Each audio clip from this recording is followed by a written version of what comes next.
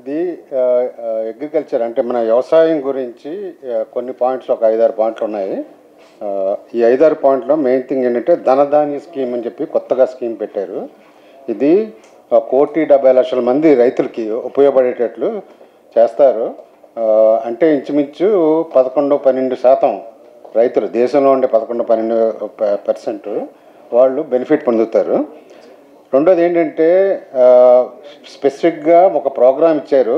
పల్సెస్ని import చేయకుండా మన కాళ్ళ మీద మనమే నిలబడేటట్లు ఆత్మనిర్భర్ ప్రోగ్రాం కింద 6 సంవత్సరాల్లో మనం పల్సెస్ని మనమే గ్రో చేసి ఇంపోర్ట్ లేకుండా చేయడం కోసం. అలానే కాటన్ కూడా 5 సంవత్సరాల్లో ఎక్స్ట్రా స్టేపుల్ లెంగ్త్ ఎక్కువ ఉన్నది, అంటే ఫైన్ వెరైటీ ఉండే కాటన్ని మనం బాగా ఇంప్రూవ్ చేస్తామని చెప్పారు.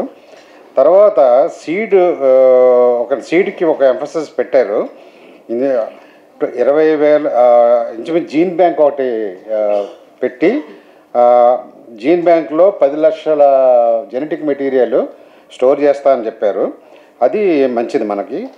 దానివల్ల ఏంటంటే మనకి ఏమన్నా వాతావరణంలో తేడా వచ్చినా, అంటే డ్రౌట్, కరువులు వచ్చినా లేకపోతే వరదలు వచ్చినా తట్టుకునేటట్లు సీడ్స్ విత్తనాలని డెవలప్ చేయడానికి చూస్తున్నారు.